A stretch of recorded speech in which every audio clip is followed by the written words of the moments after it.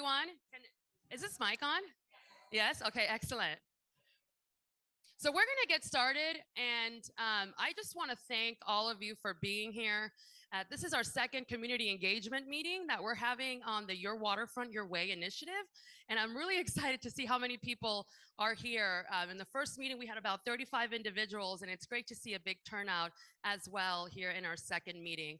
I'm Jennifer Ferriel, and I'm the director of the city's Department of Housing and Community Development. In my department, we were essentially tasked with putting together a community engagement plan where we would have thoughtful conversations with our residents in terms of what they would like to see, if anything, on our downtown waterfront. In our efforts, we have hired a team of consultants who have brought their expertise throughout this process, and I will introduce them momentarily. But they have brought their expertise as it relates to a community engagement a consultant that has helped us reach out to different neighborhoods and has really helped us spread out the word on this initiative. We brought a placemaking consultant who is going to facilitate this meeting and is going to work with us on a recommendations report after we do this data gathering process. We've also hired a consultant that is analyzing the data in terms of how individuals are utilizing the waterfront and looking at those analytics. And then we also have, we're going to gather all of that information. Ultimately, it's going to serve, and that information is going to have a recommendations report that's going to pretty much summarize everything that we've discussed, all the feedback that we've gotten, all of the analytics in terms of what those trends are. And hopefully, you know, with that, the city commissioners and the mayor will have a good idea of what the residents would like to see in our beautiful waterfront. Before we move forward, I'd like to just formally introduce your district commissioner, Commissioner Christina Lambert, who is here. I'd like to give her an opportunity. I just want to give her an opportunity to say some words before we introduce the rest of the team. Thank you, Commissioner. Thank you, Jennifer. And I just want to say thank you so much for everybody showing up tonight. It looks like we have about 60 plus people here. And I want to officially welcome you all, because I see some folks who live downtown, to District 5. So District 5 is Okeechobee Boulevard, south to our Lake Worth border. I apologize. I forgot to introduce my mini commissioner here. This is Brianna. She just turned 1.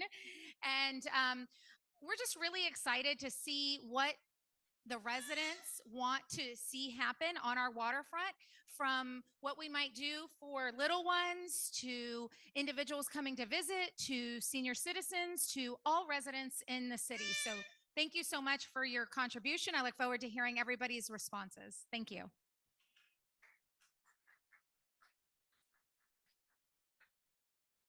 Thank you, Commissioner Lambert. And with that, I just want to, and we'll get some more chairs. I see that we have more folks than we planned for, which is great, but we do have more chairs back there, so I'll be sure to grab some for you. But with that, I'd like to just allow the consultants to formally introduce themselves and talk a little bit about their background and what they've done, and then also the city staff who is here, just some brief introductions. Okay, Kevin, you want to come first? Good evening. My name is Kevin Crowder. I own a firm called Business Flair, based out of Stewart and out of Miami Shores. We specialize in taking the data and making it relevant to the experience on the ground. We specialize in location analytics, understanding the way that people use a place, and then how that connects to both quality of life, economic growth, supporting small business and such. Hi, good afternoon. Some of you may have known me. My name is Wen Dang. I'll be supporting Kevin in any traffic analysis that's required as part of this opportunity. And I'm Charity Lewis. I'm the Civic Engagement Supervisor for the city. Thank you, Charity. And we have a third consultant who's not here, Shurisma Adams from Articulate Consulting. She's been the individual really helping us establish boots on the ground, marketing, making sure that we have publicized the initiative enough so that we get adequate feedback from different neighborhoods and different residents. So she's not here yet, but I'm sure we'll see her around shortly. Sure. Good evening, everyone. My name is Tony Garcia. I'm the placemaking and urban design consultant. I've been brought on to help facilitate the conversation and sort of lead the development of the strategy document that we're going to produce. I'm going to go through the presentation. I'm going to state from the outset, how many of you were here at the last meeting that we had? Just a few of you. Okay, to say the same thing to everyone that I said last time. The purpose of this meeting is to talk about your vision for the waterfront, married with my expertise in creating strategies to look for things that you might not be looking for. I'm not here to rubber stamp a marina or to design a marina or anything of that nature, okay? I'll get that right out of the way. While this process may have started in an inauspicious way, let's say, off the back of that proposal, it's a good thing to have this conversation, I think. So come into this conversation, as I said to the gentleman last week, with an open mind. You might get something out of it. There's things I already see that I think will benefit you all. Doing nothing is an option. That's 100% an option. But there are some things that you might learn tonight about what we can do. So I'm going to go through some of the presentation. We're going to do a fun exercise, hopefully if the internet cooperates with me, and then you can ask me questions and we can chat. So as I said, I'm an urban planner. I specialize in placemaking. Our core work actually is in transportation planning. I have an office in Brooklyn, another one in San Francisco, and we work in public spaces all around the country. The San Francisco waterfront, Soho, the meatpacking district in New York City, down in Miami. I'm a Miami-based architect. I mean, I'm an architect by trade, even though I don't do architecture anymore. But we do everything from the master planning stuff that we're doing with you all the way to actually getting the things done and building out bike lanes and crosswalks and cool public spaces. Jennifer went over our team's objectives. So the main goals here are to look at the waterfront and the areas adjacent to the waterfront, those public spaces that front the waterfront, from the Flagler Memorial Bridge to the Royal Park Bridge. I'm looking at how that public space is currently used, what may be missing from that public space, and how you might use it now and in the years to come. That married with how do you see this all playing out in the next 5, 10, 15 years? What do you want for this public space so that you can tell and advocate for yourselves for something instead of against something? And I think we get caught in a loop of being against whatever City Hall says a lot, but we're not given the language or the ability to articulate what we do. And I'm trying to give you a little bit of that language here today and through this effort. So the components of the work that we're doing of our analysis is to look back at all the stuff that's happened over the last 20 years on the waterfront.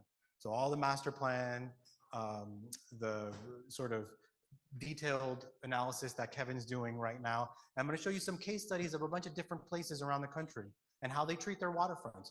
The waterfront is a very specific type of project. And you see, the great cities in the world, how they treat their waterfronts. There's a range, could be very natural, could be very urban. I want to know where you all think you are in that spectrum. And I'm going to show you a bunch of different examples. As a gentleman said last week, we're not Philadelphia. It was another gentleman. We're not Washington. That's fine.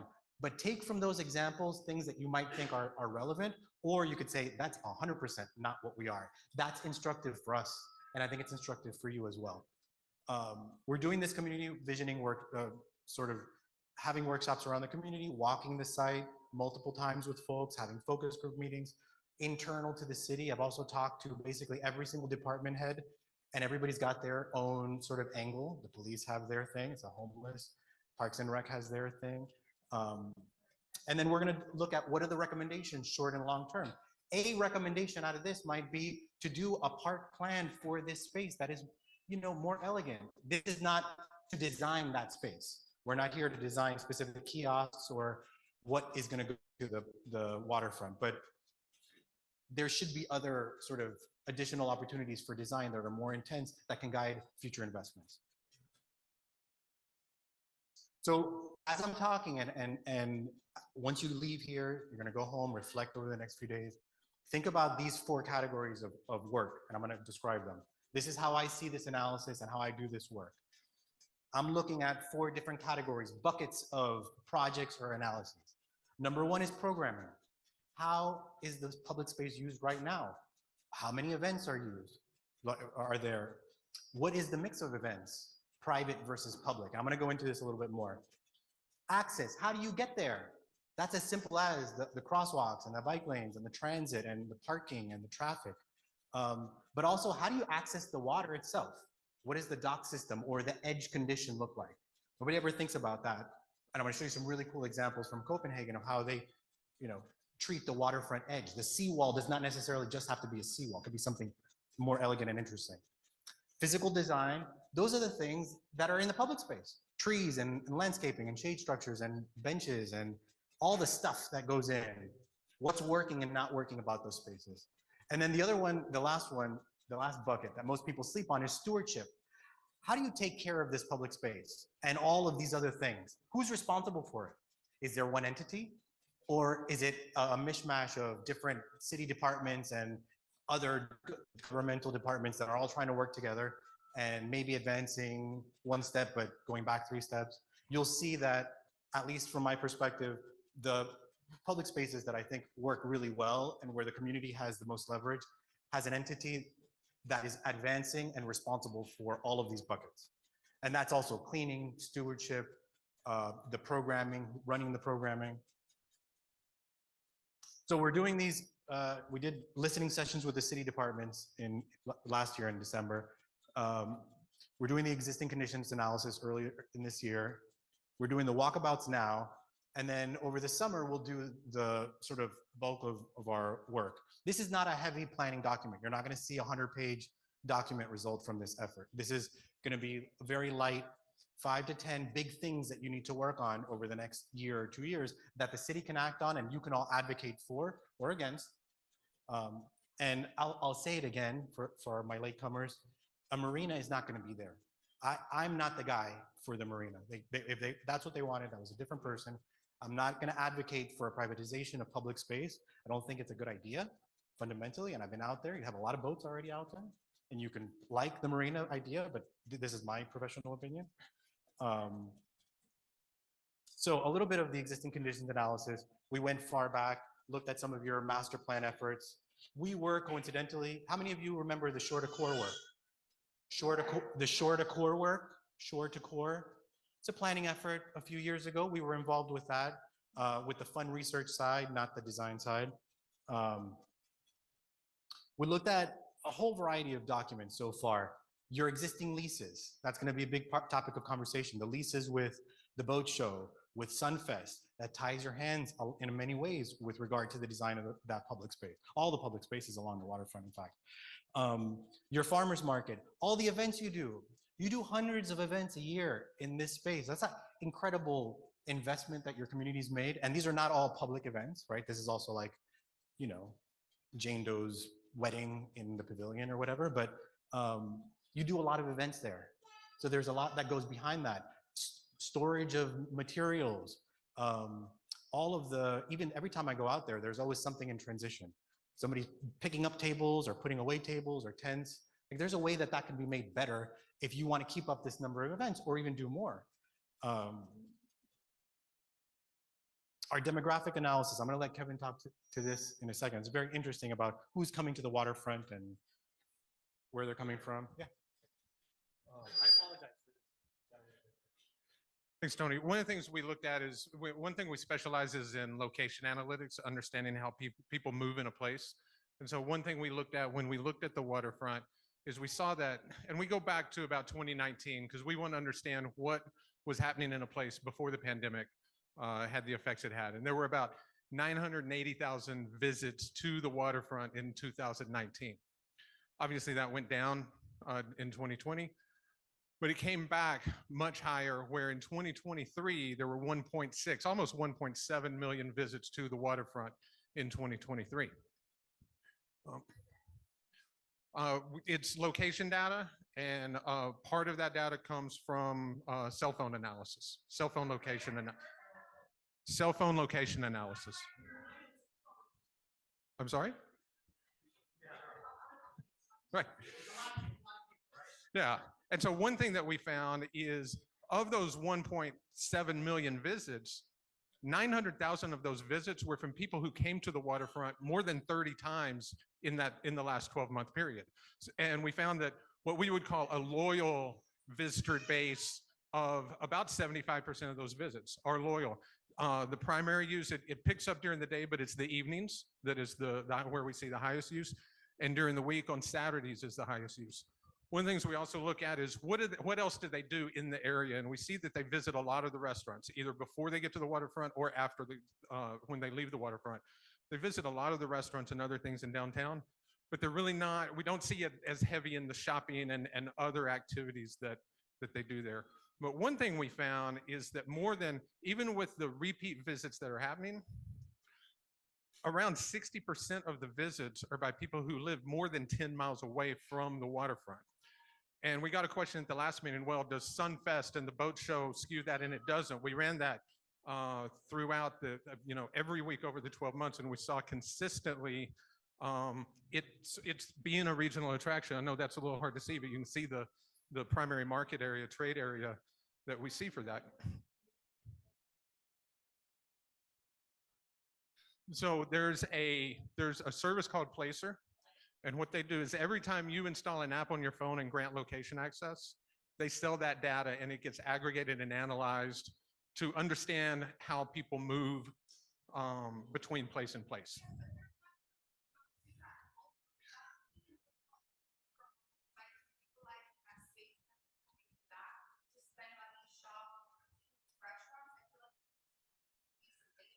I can tell you, and we've spent a lot of time using this system, and understand that there's people that may not use a cell phone, but when we've validated this with other sources and other things, it's come out very, very strong.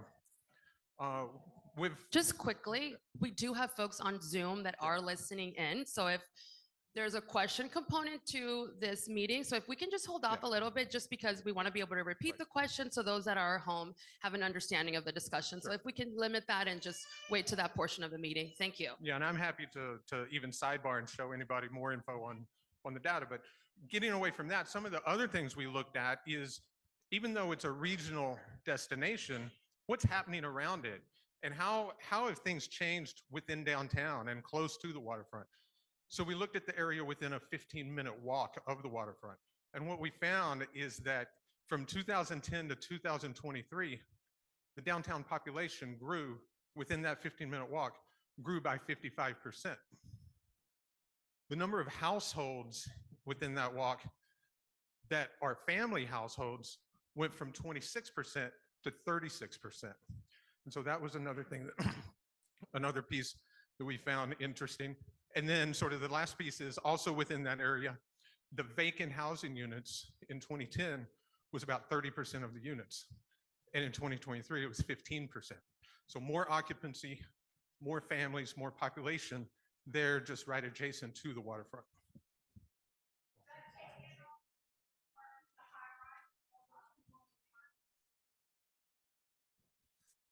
Everything within a 15-minute walk of the waterfront. It would reach over to almost to Australian Avenue as a 15-minute walk. Sure. All right. I know it's getting hot, or is hot. I'm going to try to get through this now fast. We've done stakeholder interviews, as I said, with all the city departments. I've talked to everybody, gathered from them what I think is relevant for this analysis.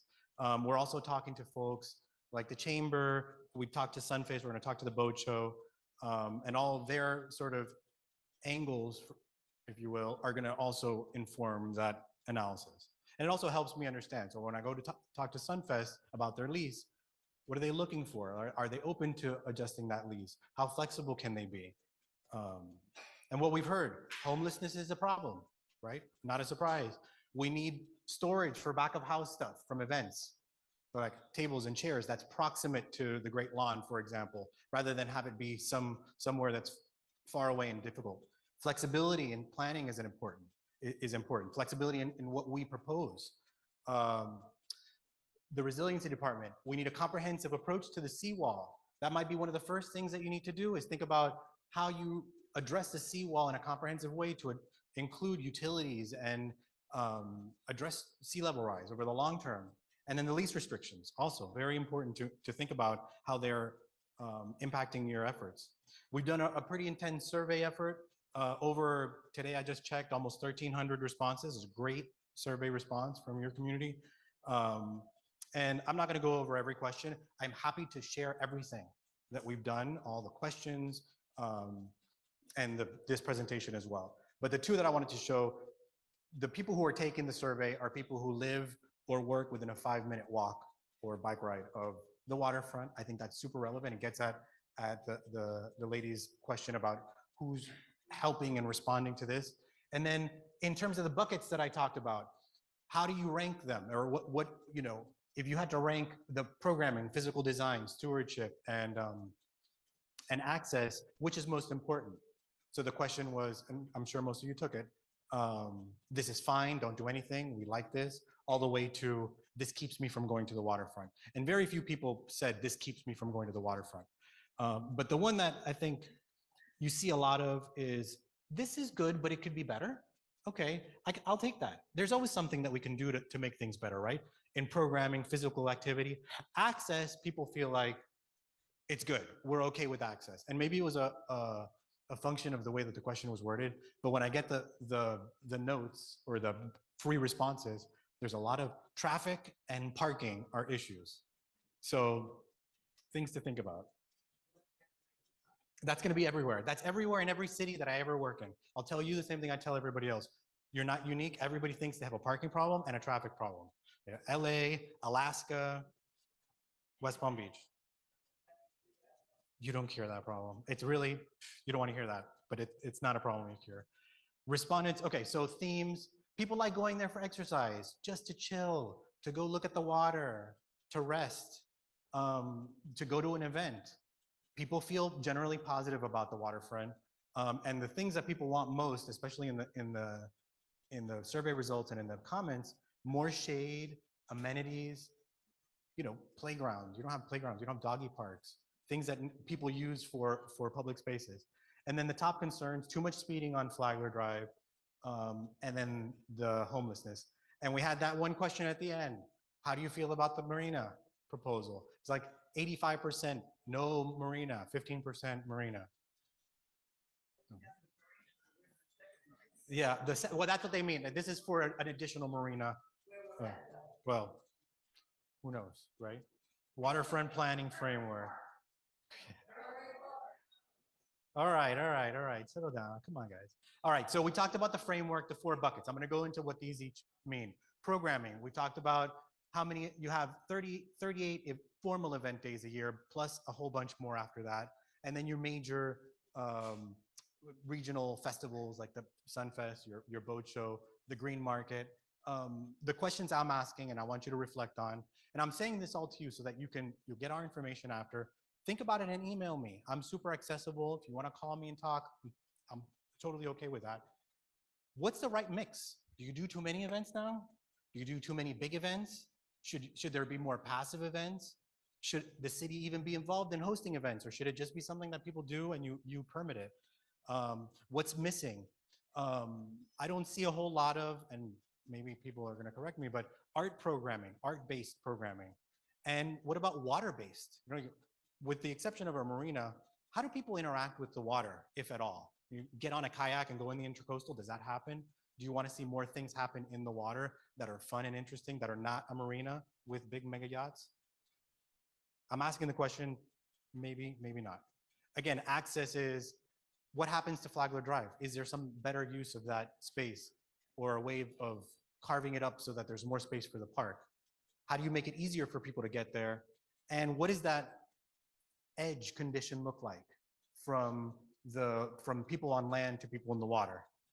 And we found this really interesting study. The city of Copenhagen has a whole catalog of edge conditions for canals, for waterways. We don't think about it that much, even though we are such a maritime sort of water-facing community all up and down South Florida. How do we face the water? We have beaches and we have like a seawall and a dock, but there's like, 30 or 50 different ways. You step into the water or have a hanging dock so that you can hang your feet over the water. Different ways of entering the water. Is this something interesting? Do you want us to explore this more? Or is the intercoastal a little bit too hostile for that type of thing? Like every time I've gone out, there's super windy, there's a lot of boats, and it just doesn't feel like, I don't want to go in the water. I'm not saying we're going to go swimming in the water, but I'll show this image here. This is from the Delaware River, close to Philly, not exactly in Philly.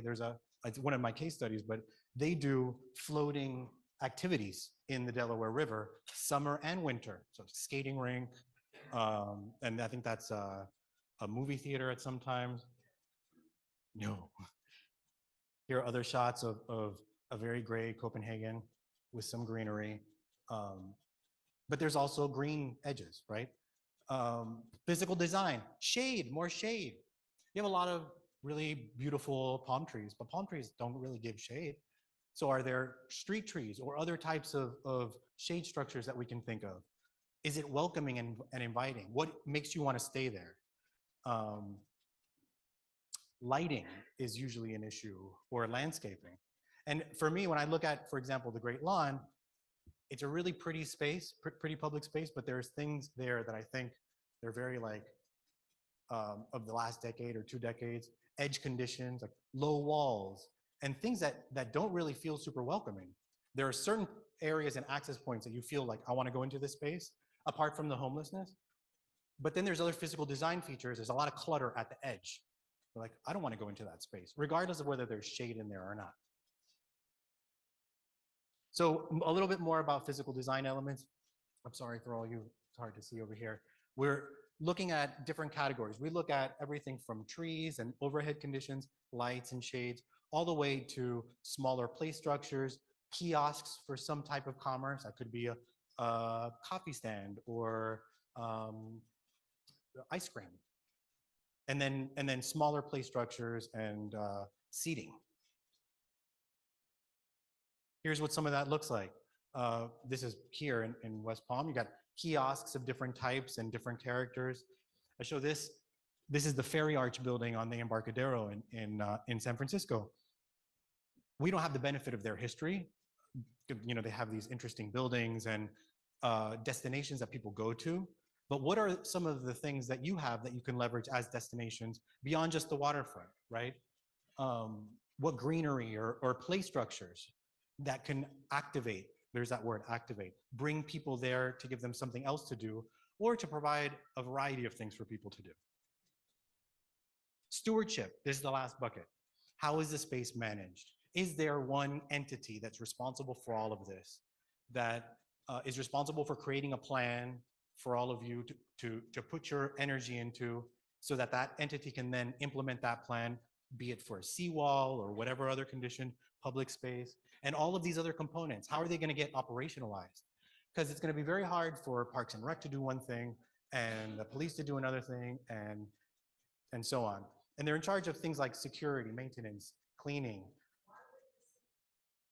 Why would the city do what? No. It would still be public property.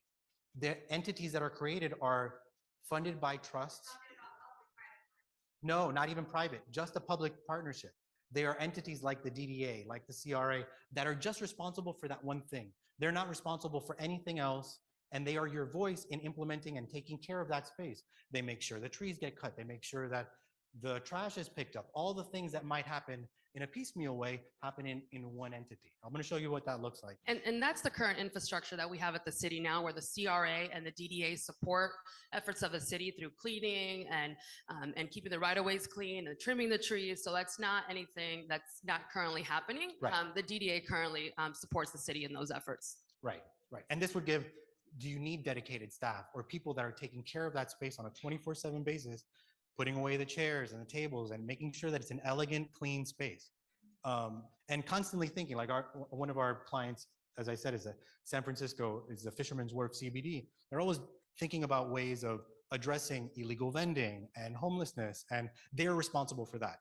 They don't rely on the city of San Francisco police department to do that work. They do it themselves. On the waterfront.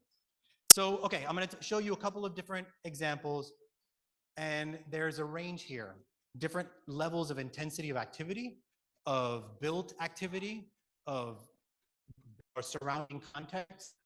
I'm going to show you Sarasota, Memphis, Philadelphia, and Washington. And, you know, you're not one of these. You might have a little piece of one and a little piece of another. You are your own thing right now.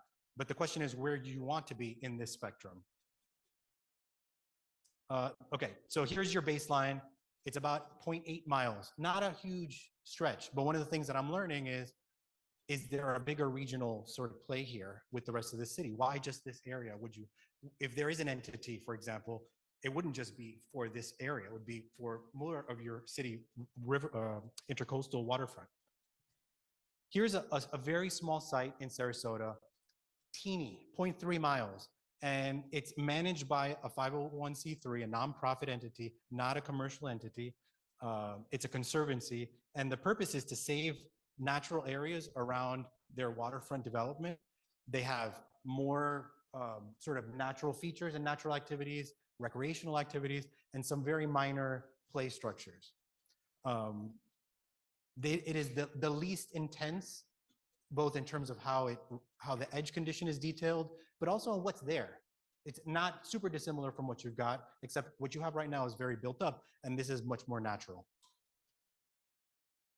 The Memphis River Garden is really interesting. It's one of a collection of public spaces in Memphis on the river that this organization manages. They manage the public outreach that created a plan for it, and they execute that plan. They go after grant funding to execute the plan, and that plan talks about very passive activities like playground. There is a little bit of commerce here. It's like a little stand for water and juice and things.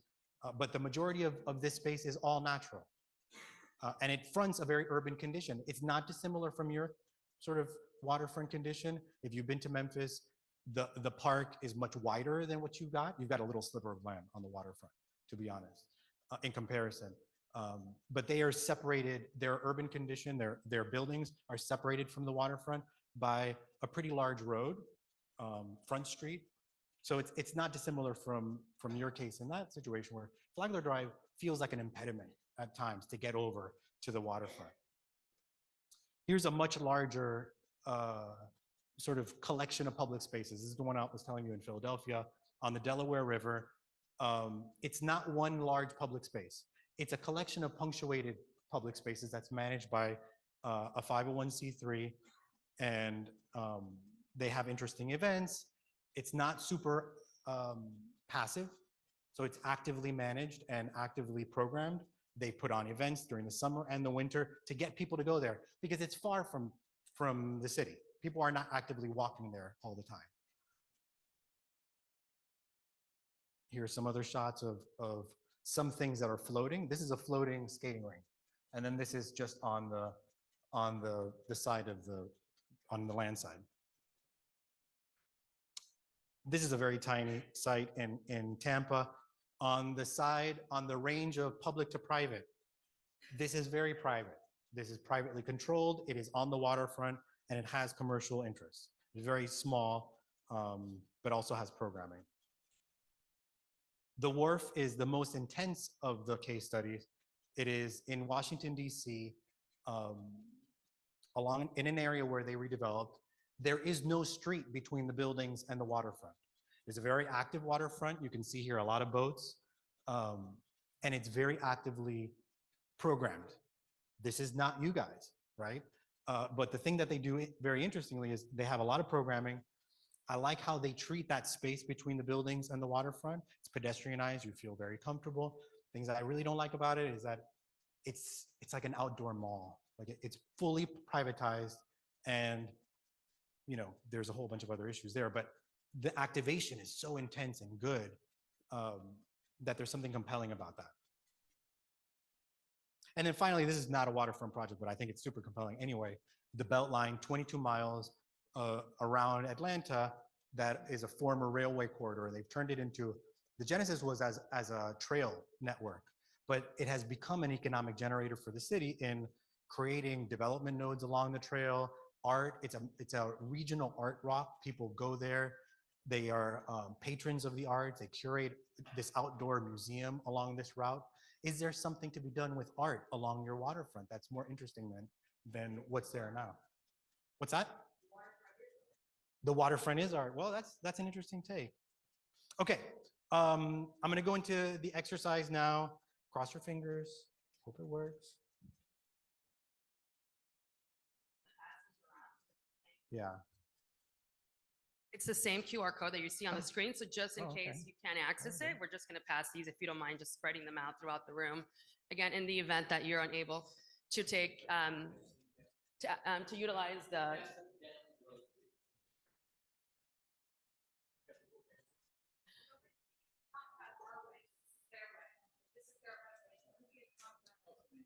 So there was a question when we'll have an opportunity for all of us to talk about. No, we're almost done through this exercise. We're getting there. All right. So this is a fun exercise.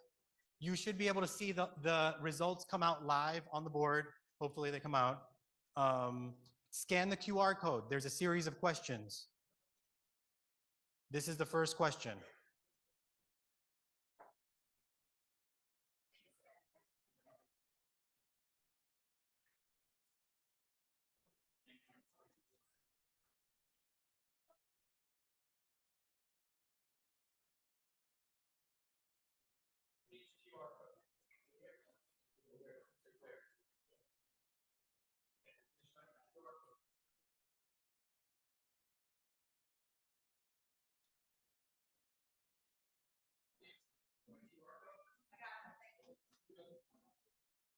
All right.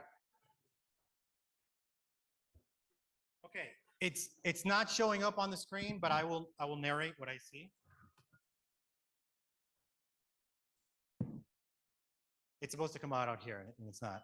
Okay, so people are saying natural environment, peaceful, accessible, beautiful, relaxing, paradise, green market. What do you love about the waterfront?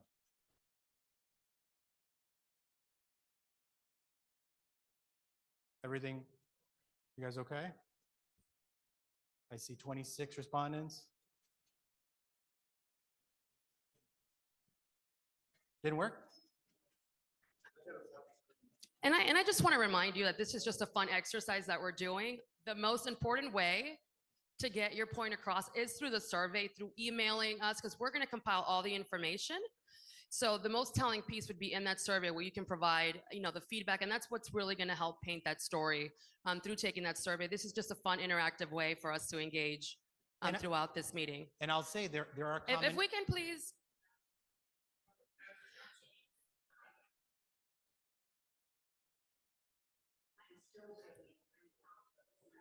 What's that? The pen and pencil survey. Well, that's a different type of survey. This is just a digital one. Yes. I just want to clarify that it's the same survey that's been circulating. This is not that. This is just an interactive model. It is the same survey that we're circulating, the same one that's been going around. We're going to keep it open for a couple more weeks because after this meeting, you may see, some additional considerations or other things you'd like to share with us. So this process is ongoing. This is just a conversation that we're having with you. And again, the best way to get your feedback is through that survey. All right. So accessible is the one that people have put the most. Beautiful, natural environment, simplicity, it's beautiful, calm. These are very consistent with last week, I'll tell you that.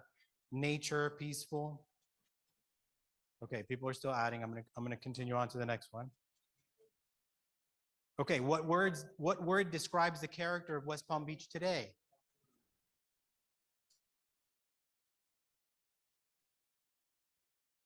This is about character. This is not necessarily about what you love about it. They could be the same thing. They might not necessarily be the same thing. Public, quiet, growing, not quiet, according to you, right? Character today? Yeah. Yeah.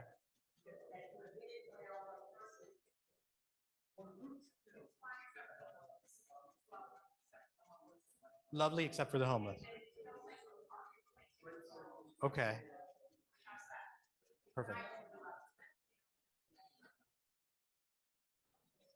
Beautiful, boring. Somebody put boring.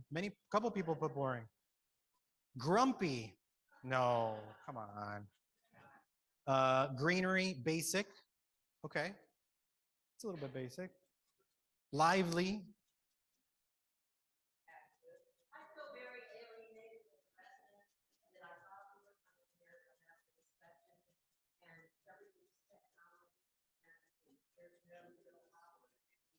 You're going to get an opportunity to speak, I promise. Sure. I just want to ask if you can just please be respectful of our consultant. And of the time that we're here, we want to share some information with you. We're all going to have an opportunity to have a comprehensive and a real discussion where it's not this, we want to hear from you, and that's why we're here. But please give us an opportunity to share with us what we've worked so hard to prepare for you. So just please allow us some time to do that, and we'll get through this process shortly. Please. Go ahead. Go ahead. I said at the beginning. Yeah. Go ahead. Okay. I want to make it very clear, and yes, perhaps some of you are not here. Our department, Housing and Community Development, so I work for the city of West Palm Beach, right? And our department was tasked with one goal, and that goal was to go out to the community, to all areas of our city, and talk to residents about what they would like to see in their waterfront, how we can improve it if it needs any improvement. How do we activate certain areas? How do we make it more inclusive? Excuse me, if we can please try to limit side conversations, thank you.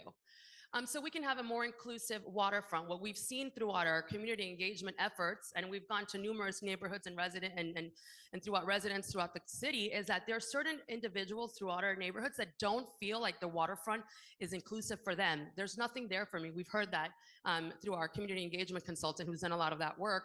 And so our point for all of this is to say, okay, we have this beautiful space. How do we activate it? How do we improve it? How do we make it better?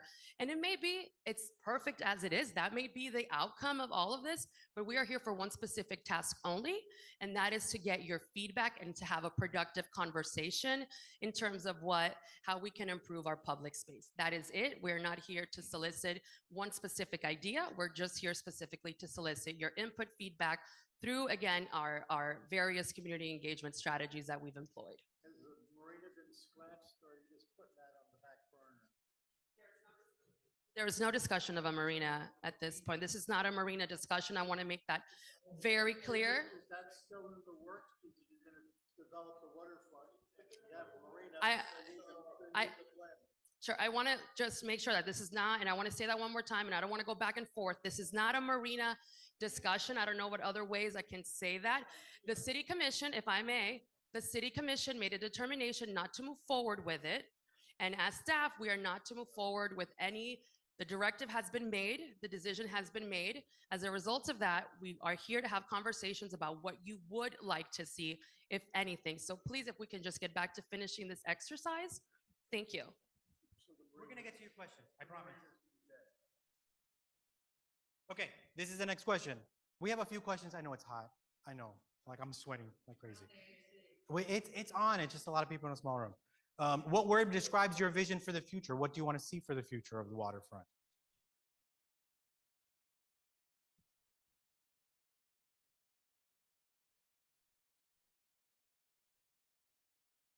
One person said marina, maybe more than one. Peaceful, ours, no change, active and engaging, public marina for all, nature for everyone. No, it's on here. I couldn't get that one to work.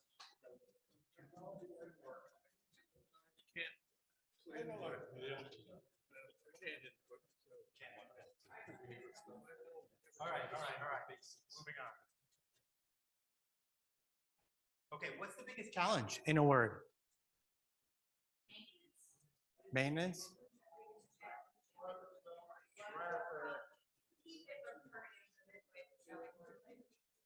Keep it from what? Say that again. Keep it from turning it into the midway. Okay. From turning into a fair. Okay, so doing too much. Interesting answer. Unchecked growth. Okay. Okay. Homeless. Nobody goes there. Doing too much. Need young voices. Commercialization. That's something we heard also. Traffic, beauty, safety.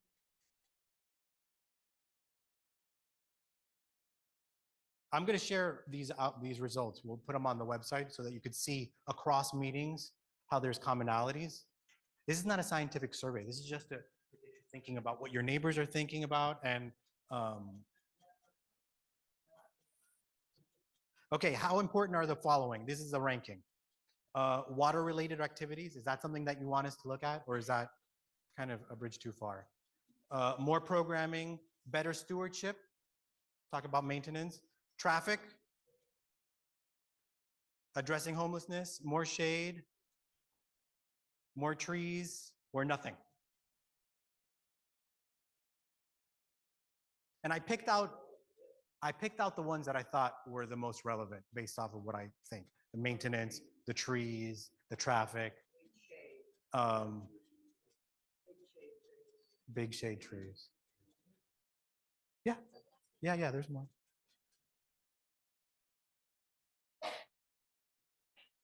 Okay. I've only got 16 people, more people coming in. Addressing homelessness is in the lead. Who's still answering? Who's still answering on their phone? A lot of, we have 30, And I also want to add, almost whatever 40 you people. doesn't get captured here, we also have an email that's available, your waterfront at WPB.org. In the event that there's, again, other ideas that you're not able to relay here, or you haven't done so in the survey, or maybe you change your mind, you're saying, oh, maybe I really did want to park, but maybe not anymore. I don't want anything to change. Maybe, there is that way of also sharing that message. So we'll also share that email. Again, it's your waterfront at WPB.org. Okay, and this is it. What level of activity should we be thinking about for activities in the water? Those are the types of things that we looked at. Anything interesting, a dock that has some activity, some access point. Sure. Nobody had said the main thing what people always love on beaches. They always say we would have to work with restaurants. I am in shock. Nobody even thinks about that. That's an activity. A restaurant is an activity. Again, but I think when it's casual, that would be the people, all of us. That's what I said. Instead of having a marina, Right. not that it's the rich people, we do need people in the community, but like with everyone, for the young people, the old folks, have a nice special toilet, either in stills or you can rent on the side, So that's a concerns, but you can put the cost. The lake service, that was saying water tank. Well, very simple. I mean, the waterfront is awesome, It's awesome. But we're gonna have like a water taxi. Just have this about. Okay, I think- They should be here. we're gonna let you talk. You're first. So- Say, listen, you please. Okay, so let's, On the historical. Yeah. El Cid, it's beautiful, Take tours, water tours. I want to make sure that we properly capture your comments, and so let's just go one by one, so that in that way, not everybody could hear each other, and also so that you have a microphone, because we are recording this, and so we want to make sure that we are capturing and that people at home could also hear you. So that's why we're trying to keep this in that format. So, you want to go first? Go ahead. We could just do this very simple. The waterfront is awesome, like I said, and, put some shade trees. I mean, there shouldn't be any bickering. I mean, the marina, again, would be like more privately used probably. But like as far as like a nice restaurant, whether high end or casual, that's what everybody likes, Put some nice trees, and this needs to be like some trees here. It's very empty looking. I mean, it's very simple. I thought maybe a water taxi. Yeah, but there should be at least one restaurant. That's what people want here in Palm Beach County, the Palm Beaches. What's your name, sir? Ralph. Ralph. Thank you, Ralph. Thank you. So Ralph says a restaurant. Okay. Who wants to?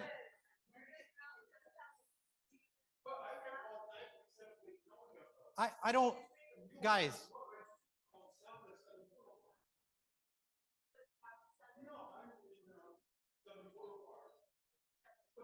Okay, Ralph. It's okay. It's not relevant. Really? Yeah, I want to make it clear that this is a citywide asset, a countywide asset. So everybody's, their opinions, their beliefs, they matter, whether you are downtown resident, a city resident, irrespective of that. But I ask again, please, let's one at a time so we're all being respectful of each other. There's been a young lady here who's been trying to talk. So if you give us some minutes, then we'll go over there and we'll keep that order, okay? Thank you. I sit on the Parks and Recreation Board, What's and your I name? think you've missed in talking about activating this as a park with waterfront activities, the kayaks, the restaurants. All of these things are happening shortly in Curry Park, a mile and a half north.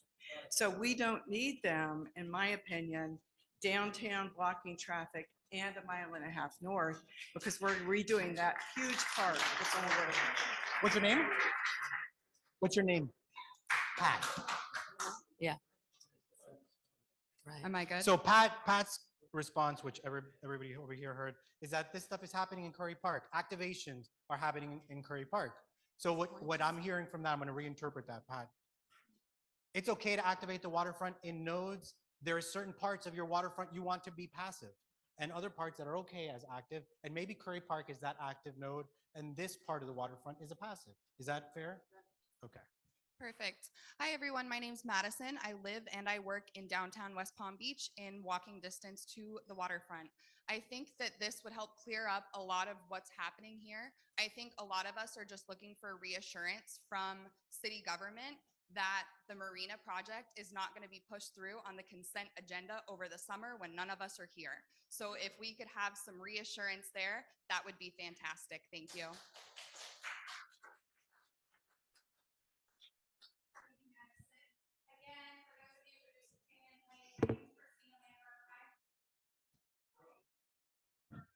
Okay, thank you, Madison. For those who came in late, my name is Christina Lambert. I am your District 5 West Palm Beach City Commissioner.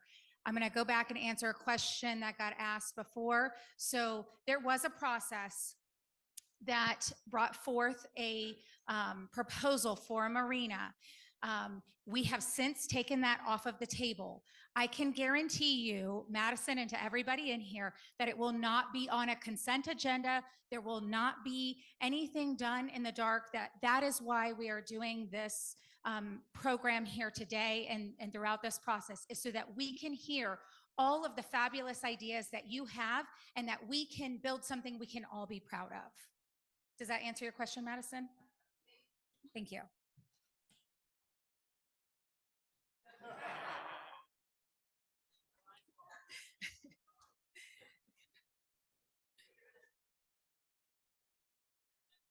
Yeah, so we have a gentleman and then we'll have Melissa. Hi, my name is David Hurst. I live over by Dreher Park, and I have a statement and a question. I don't know which one to start first. I'll start with a statement. You're talking about your 15 minutes walking distance. If you're not accounting for and somehow parsing out partial residence, short-term rentals, which are huge inside of the condo projects and things like that, and you're counting those as livable space for families, then your data is garbage. It just doesn't work, because people who are coming in and are answering the survey who are not full-time living there, or at least have a residence that they own there in some way, shape, or form, spending significant time, the data is from other people. But that's okay. I'm just saying, if you're doing that, that's great. I don't know. The second, my other thing is this, is that we're only talking about, it feels like, down to maybe the amphitheater. But what about past the amphitheater, over by what's, I don't know if it's still called that, Phillips Point, things like that, over where this wonderful mangrove projects are? What are we doing as far as making sure that we activate that without destroying it? And so I'd like to hear a little bit about that. I'm sorry, what was your name? David Hurst. David. Okay, David, the project limits are from bridge to bridge. But I maybe you didn't hear me, but during the case studies, as I'm researching, I'm putting together the presentation, I'm thinking about how to explain it to the public and what the nature of the project is. Maybe this is not just about bridge to bridge or just the downtown area, but about what happens along the whole length. So this is our study area is from bridge to bridge. We talked about the Great Lawn and that area, but it goes from bridge to bridge. But I think, you know, maybe further afield from that might be worthwhile.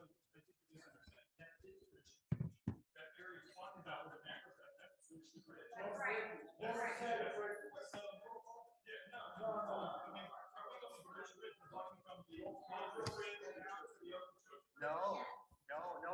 It's Yes, it is. I just want to clarify. Hold on. I just want to clarify. Yes, we are looking at that. That's the only area that we've been tasked with.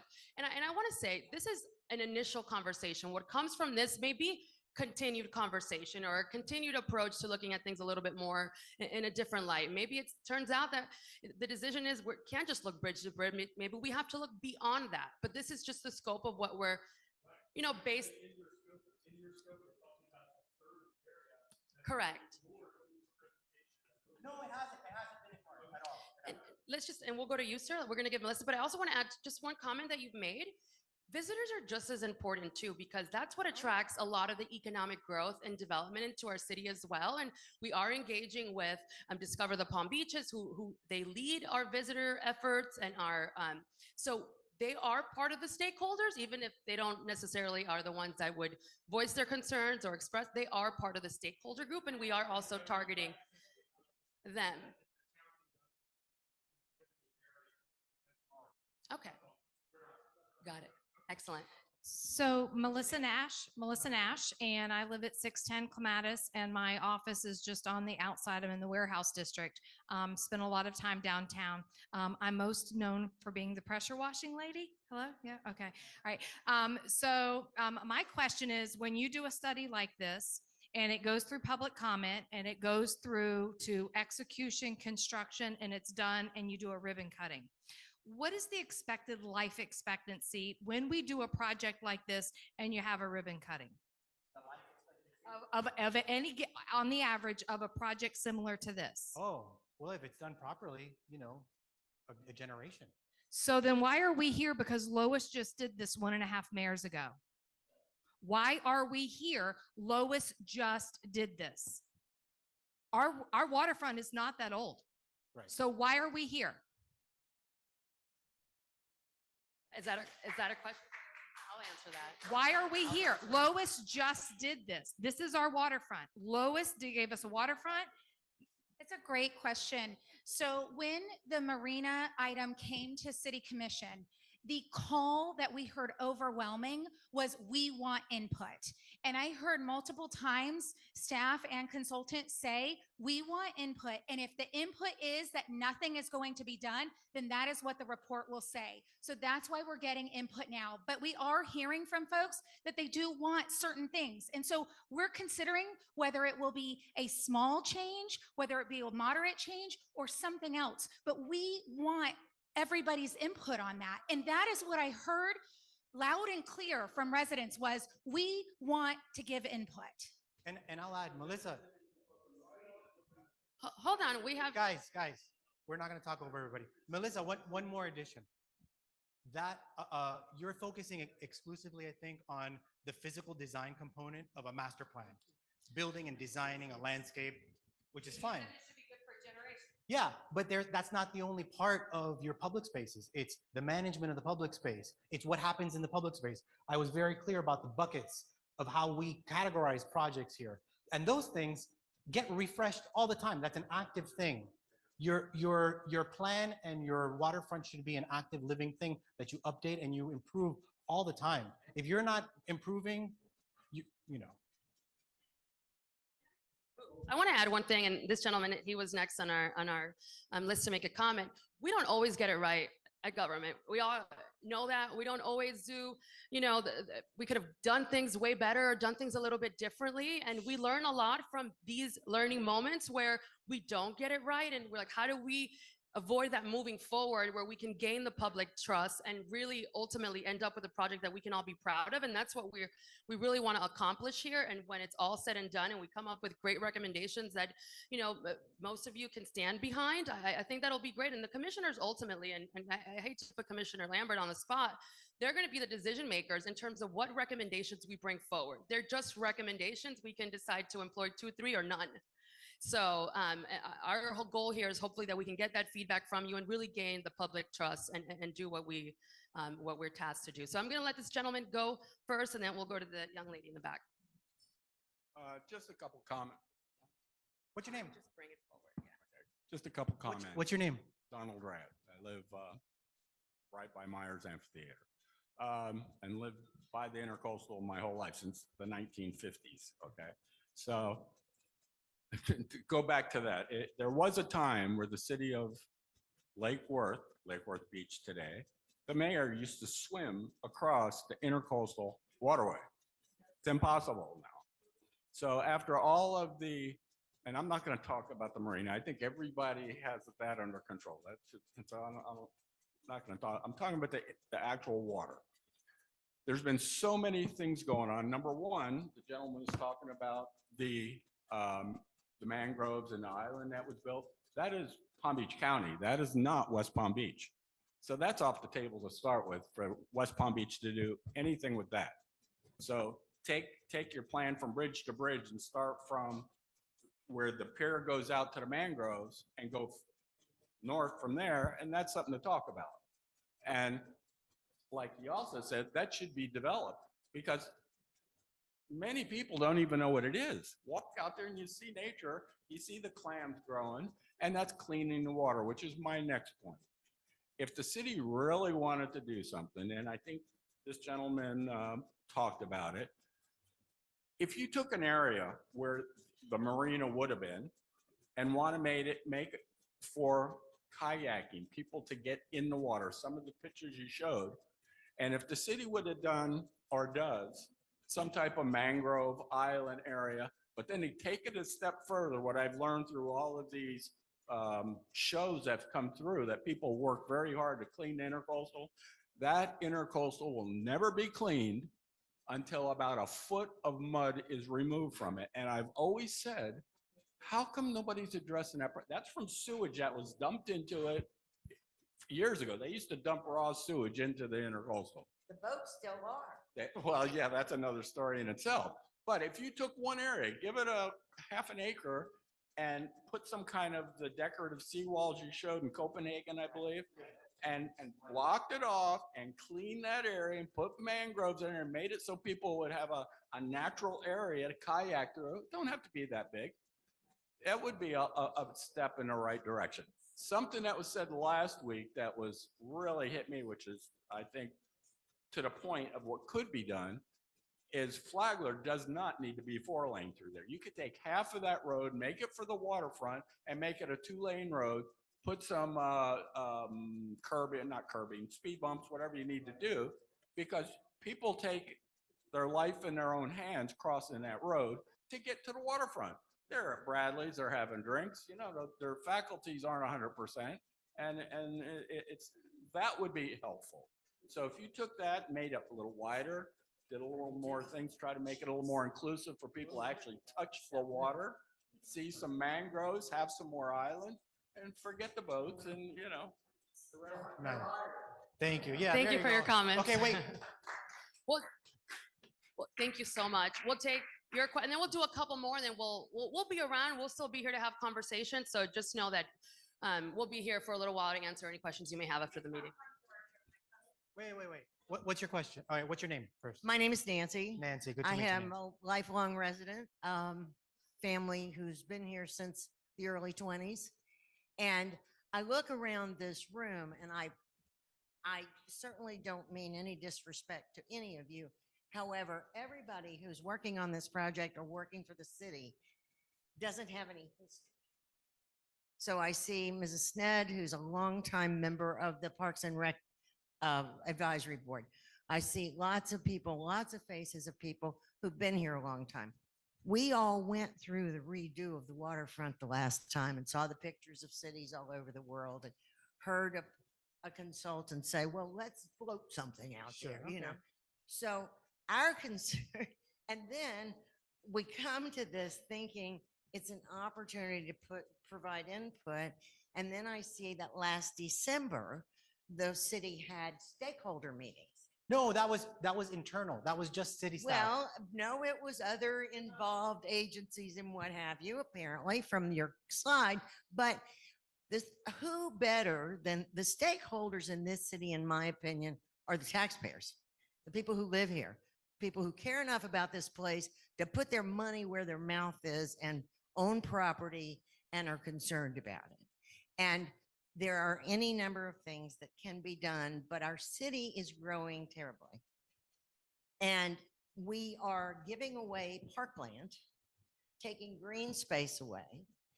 We have wonderful agencies, but when you give away land in long-term leases in Dreher Park, in Curry Park, in wherever, when you have more and more people and less green space, it's not good for us. It's not healthy. And one of the things that's beautiful about the waterfront is there's sky to be seen, there's air, there's breeze, there's green space, there's space. Because otherwise we're going to be like rats in a maze. And pocket parks and a developer making a little green space outside of a high rise is not mentally and healthy for people to all live crammed together. So the openness of the waterfront with some big, those of us who've been here a long time know that waterfront got developed for the boat show and Sunfest. So therefore we have the great lawn that has no shade because they want to put up tents and they want to put up stages. But New Orleans has a jazz fest and there are trees around that property. There are ways to do it. So we've been through the history of this stuff. Now we're seeing a kind of a revisit, and this land is precious. This land started with the city and needs to remain with the city. I don't feel like a 501c3 has accountability to the residents. Okay. That shifts the responsibility, and then the city can say, well, it's not us, and where do you go from there? So those are just some thoughts. I feel like it's important for you all to realize some of the frustration is like, how many times can we do this? Yeah. And then we thought we were coming to talk about what we wanted or didn't want. We all felt very betrayed by the city that this backup before the marina, the boat show was trying to take the Meyer Amphitheater also, I might add. And that kind of backfired on them. Same characters, same players. They were going to bulldoze the berm. They were going to take the trees down so they could have a permanent tent there, except that it kind of didn't go their way. So here we are a year or two later. Now they're going to have a marina. So we feel like it's kind of like the bully down the street that every time you turn around, they're going to jump out behind a bush and come up with something else they can take away from the residents of our city. So that's where my frustration comes from. Totally fair. And I appreciate that you're weathering this storm with us. And I can be, I know, pretty big mouth, but knowing a little history, a friend of mine always said, before you go forward, you need to look back. I agree. Wholehearted. Very true. Very true. I feel like that's important. Thank you. I'll say, Very true. I'll say on the subject of being a resident and a citizen who is constantly under siege or feeling like that, I'm in your shoes a lot. The reason I can do this is because I play this part as much as I play this part.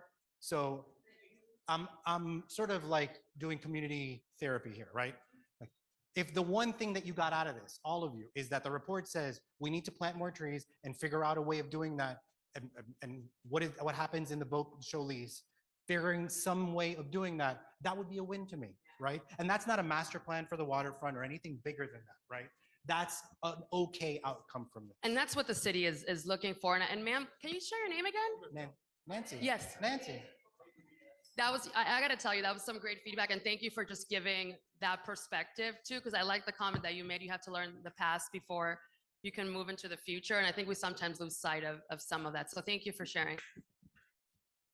Yeah, just to What's agree your with name? what- What's your name? Bob Gunther. Bob.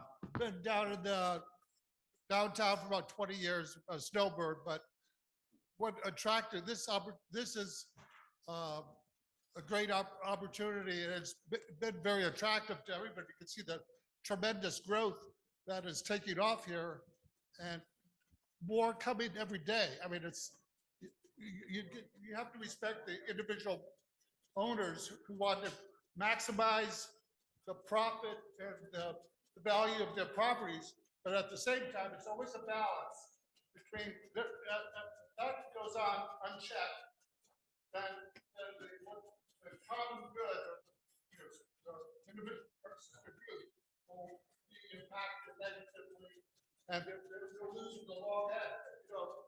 Think about the whole picture. Look at the traffic. Look at your water is going to be a problem in a while.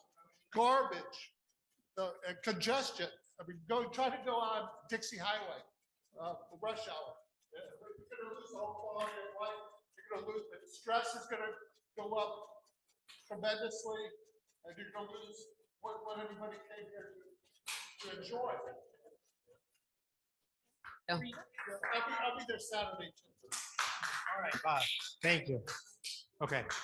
Yeah, my Hey. name is Mike Schmidt. I was Mike. also at the meeting on Thursday Yeah, up at thank you, 45th Mike. Street and Sure. whatnot. And I would just say that, again, I lived 2 blocks from the waterfront for 20 some odd years and whatnot. And I think the main thing that I'm hearing, not just from the people I know who live downtown, some of whom are here, but also just from the survey and whatnot, is that I don't think that these meetings are called because people think that someone should take a bulldozer to the waterfront. I think it's more really a function of just basic maintenance issues, homelessness, tidying the place up. Those are most, if I ever hear complaints about the waterfront, it's mostly just basic maintenance issues. It's not, there's nobody I've ever encountered who says, we need to take a bulldozer to the place and we need to commercialize it, or we need to, expand it, or for instance, in the mayor's term from that fateful meeting, it was he wants to activate it. And I'm all for activating. I mean, we're all sane, rational people. We've been around the block. We've lived in a couple of different cities. They have some really cool things on the waterfront, as you're showing. But as I say, we're just, the main reason why I'm here, and a lot of people are here, is we're just nervous that something's going to be slid under the door without us being aware of it, as something was attempted to be slid under the door. So that's what we're doing here. And so we're all cool to tweaking something, but just don't take a hatchet to it. That's really That's what fair. we're trying to That's fair, say. Mike. Thank you so much. Thank you. Okay. Thank you. I was going to say, before we wrap, how many of you are going to come on Saturday? We're going to have another meeting. I'm going to see some repeat guests.